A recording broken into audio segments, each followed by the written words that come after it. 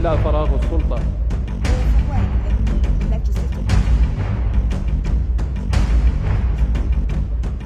Middle east में Syria रूस के लिए बेहद ही अहम है, क्योंकि भूमध्य सागर और अफ्रीकी देशों में रूस के प्रभाव और उसके सहयोगियों को हथियारों की सप्लाई के लिए सीरिया एक लॉन्चिंग पैड का काम करता है। और सीरिया के लताकिया और टाटर सैन्य अड्डे रूसी सेना का गढ़ माने जाते हैं।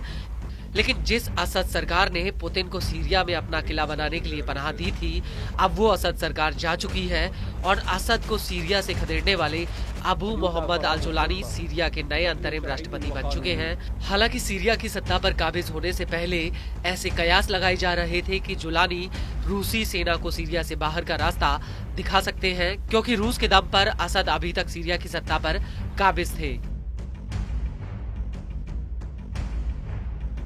आपको बता दें कि जुलानी ने पुतिन को लेकर अब अपना रुख एकदम साफ कर दिया है। दरअसल पिछले महीने दमिश्क में एक मीटिंग के दौरान जुलानी ने रूस को अल्टीमेटम जारी करते हुए कहा कि सीरिया में रूसी सैन्य अड्डे तभी बने रह सकते हैं जब पुतिन पूर्व राष्ट्रपति बशर अल असद को सीरिया को सौंप दे।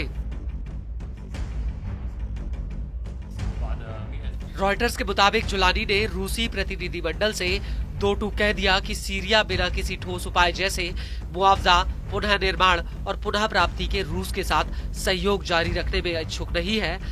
आपको बता दें कि जुलानी ने रूस के सामने नुकसान की भरपाई के लिए मुआवजे के रूप में पैसा भी मांगा है। लेकिन बड़ी बात यह है कि जुलानी की इस मांग ने पुतिन को धर्म संकट में डाल दिया, क्योंकि एक तरफ जहां रूस भूमध्य सागर में अपनी उपस्थिति बनाए रखे या फिर वो असद को पनाह दे, जो सीरिया में पिछले 10 सालों से पुतिन के एक अहम सहयोगी थे। इन दोनों ही सवालों ने रूस को संकट में डाल दिया है, क्योंकि जुलानी चाहते हैं कि रूस असद को सीरिया को सौंप दे।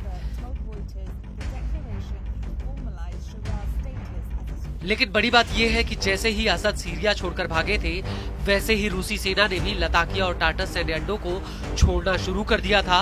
हालांकि इन दोनों सैन्य अड्डों पर रूस के कई हथियार, लड़ाकू जेट्स और हेलीकॉप्टर अभी भी मौजूद हैं। हालांकि इनमें से कुछ हथियारों को रूसी सेना ने लीबिया में तैनात किया है और रूस का सीरिया से अपने हथियारों को लीबिया में शिफ्ट करना ये दिखाता है कि रूस सीरिया में नए हालातों के लिए खुद को तैयार कर रहा है।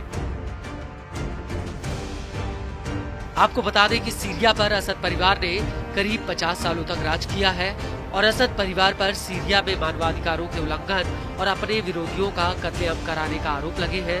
असद की सरकार गिरने से रूस को सबसे बड़ा झटका लगा, क्योंकि सीरिया के टाटस और लताकिया में रूस का टाटस नवल और खमेविव एयरबेस है।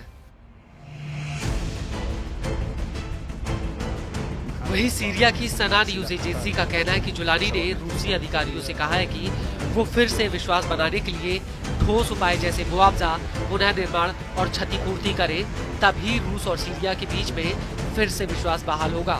वहीं सीरिया की सरकार का कहना है कि रूस को अपनी पिछली गलतियों को जरूर सुधारना होगा और सीरिया के लोगों की इच्छा और उनके हितों का सम्मान करना होगा। लेकिन इस सब के बीच आपको ये भी बता दें कि सीरिया में रूस के 2 सैन्य अड्डे इकलौते ऐसे सैन्य अड्डे हैं जो पूर्वी सोवियत संघ के जमाने के हैं और इन सैन्य अड्डों के बदले में रूसी सेना ने साल 2015 में सीरिया के गृह युद्ध में सीधा हस्तक्षेप किया था। इस दौरान रूसी जेट्स ने विरोधियों के ऊपर जमकर बमबारी की थी। हालांकि इससे पहले से ही रूस अप्रत्यक्ष रूप से विरोध की आवाज को दबाने में असद की मदद कर रहा था। वहीं दूसरी तरफ जुलानी जिस एचटीएस की अगुवाई करते हैं, रूस ने उसे अपने यहाँ पर एक आतंकी संगठन का दर्जा देकर प्रतिबंधित कर रखा है। लेकिन अब रूस जुलानी के सामने बातचीत करने के लिए मजबूर हुआ है।